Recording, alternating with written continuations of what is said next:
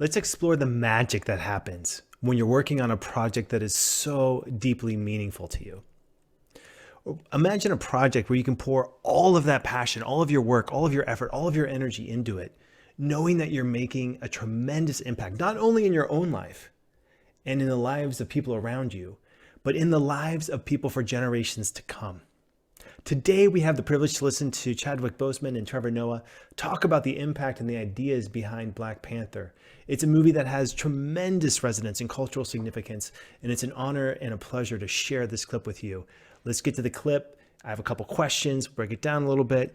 I think the whole cast, we knew how special this project could be.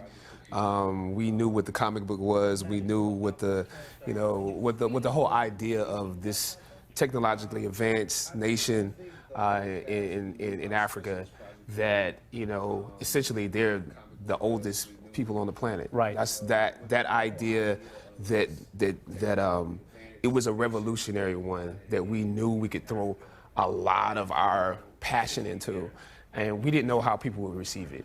We didn't know, that it would be this sort of impact. That Right. We knew that it would be important to see a Black superhero. We knew that would be interesting. We knew that, once people saw what these women were, that would impact some people, but you don't know if that's going to be a niche group of people that love it.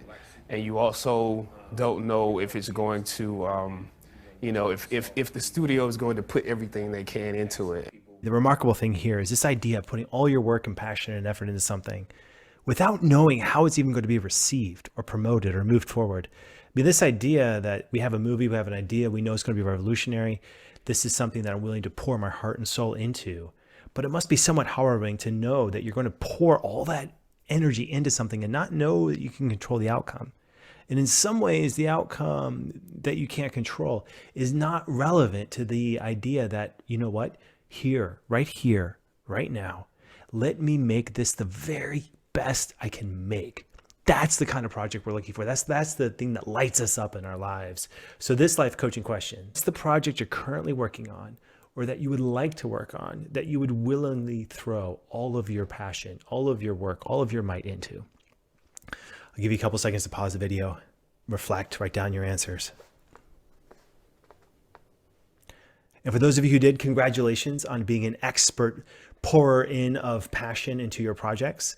This next bit, he talks about being a king and what that means for himself and his own life. I don't know if it was just me. It feels like Black Panther's powers come not just from his suit, but from his people. From his tradition. From his tradition, from his tribe, from the women around him. It was really special to see a situation where it didn't feel like anyone was a sidekick. It felt like everyone was part of a team. Was that something that you were focusing on in the way you treated your stars in every scene? Absolutely.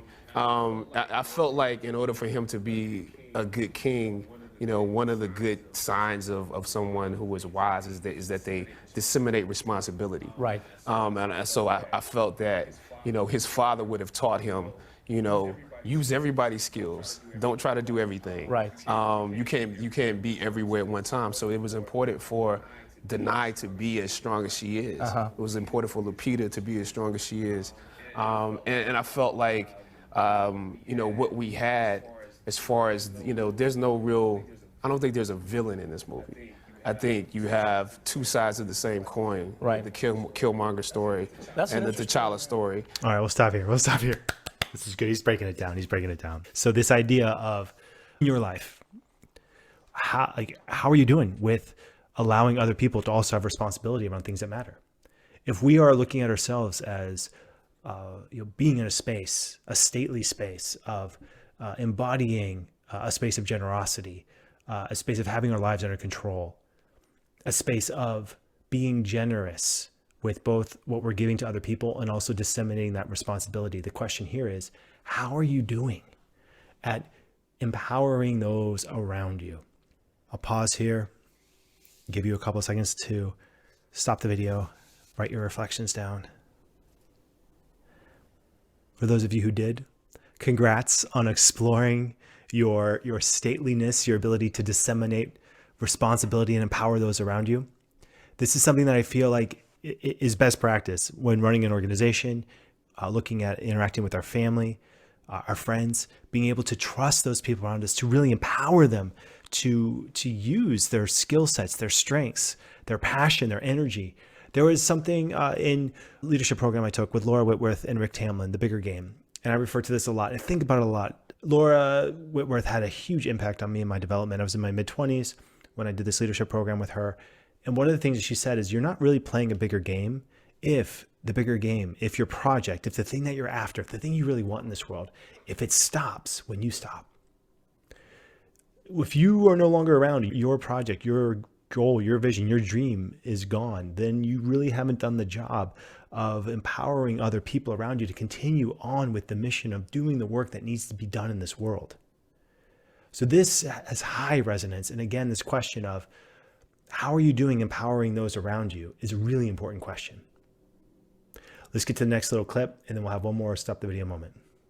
Everybody is the hero in their own story. You know, right. like you should be the hero in your own story. You should be,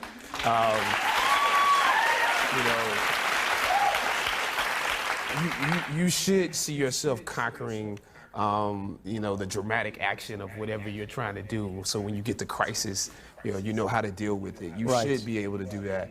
And there are people that come in and help you with your story, but you have to be the person who deals with the conflicts that are in place. Nobody else can. There's no deus ex machina. Right. It's going to come in and save it for you. Even if you pray to God, God expects you to do something. I love this part. The Latin included deus ex machina is literally God out of the machine. So in the Greek, in Latin, Roman plays, sometimes they'd have the complete mess of a situation, and then God would just either come down out of the sky or pop up through a little trapdoor and just fix everything.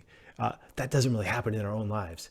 So this idea of being our own superheroes, being the person who has to save or has to rise to the occasion.